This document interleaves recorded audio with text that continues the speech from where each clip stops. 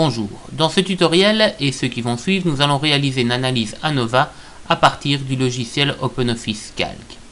Nous allons ici comparer trois échantillons correspondant à des personnes d'âge différents sur un test de communication. Dans ce premier tutoriel, nous allons nous limiter à réaliser la statistique descriptive des différents échantillons et également vérifier si l'hypothèse d'homocédasticité fonctionne bien, nous permettant ainsi d'aller plus loin dans l'analyse ANOVA. Dans un premier temps, nous allons donc calculer les différents paramètres statistiques des échantillons.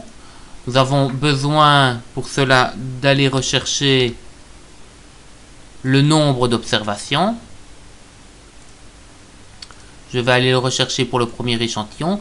Je peux sans aucun problème prendre certaines valeurs nulles à la fin de la sélection, de manière à me permettre d'étirer la fonction sur les autres échantillons. La somme de ces trois valeurs me donnant directement l'effectif total. De la même manière, je vais aller rechercher la fonction moyenne qui va me permettre d'obtenir la moyenne du premier échantillon. Comme tout à l'heure, je vais prendre l'entièreté de la ligne, même si les dernières cellules sont vierges, me permettant ainsi d'étirer la fonction, ainsi que la moyenne de l'ensemble des sujets étudiés, c'est-à-dire sans tenir compte cette fois-ci du groupe auquel ils appartiennent.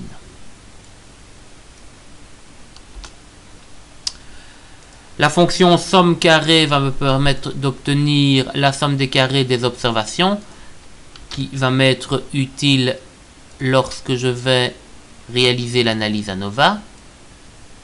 De nouveau, je le calcule pour le premier échantillon et puis j'étire cette valeur sur l'ensemble des cellules.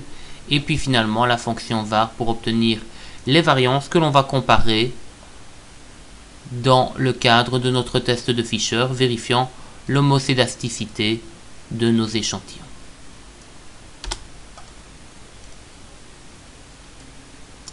Afin de réaliser le test d'homocédasticité, nous allons réaliser un test de Fisher, c'est-à-dire un test qui va aller comparer le rapport de la plus grande et de la plus petite des trois variances obtenues pour mes échantillons par rapport à des valeurs critiques déduites de table.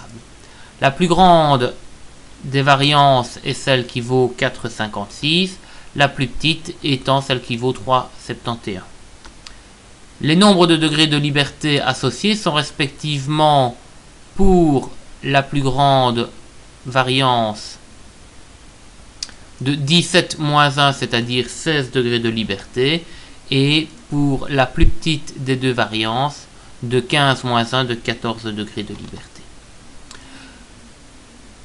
Ces valeurs n'apparaissent pas texto dans la table de Fisher, mais on peut aller regarder en ligne 14 et colonne 15 pour obtenir les deux valeurs de comparaison correspondant à 5 et 1%.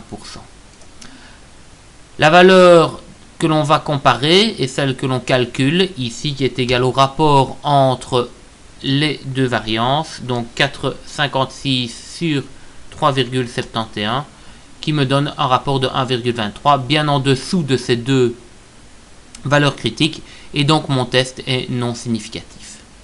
Comme dans l'analyse de Student, je peux très facilement afficher à partir de la fonction loi f, qui va me donner en fait ici la probabilité associée à une loi de Fisher. On connaîtra ainsi la probabilité que le hasard explique un rapport de 1,23.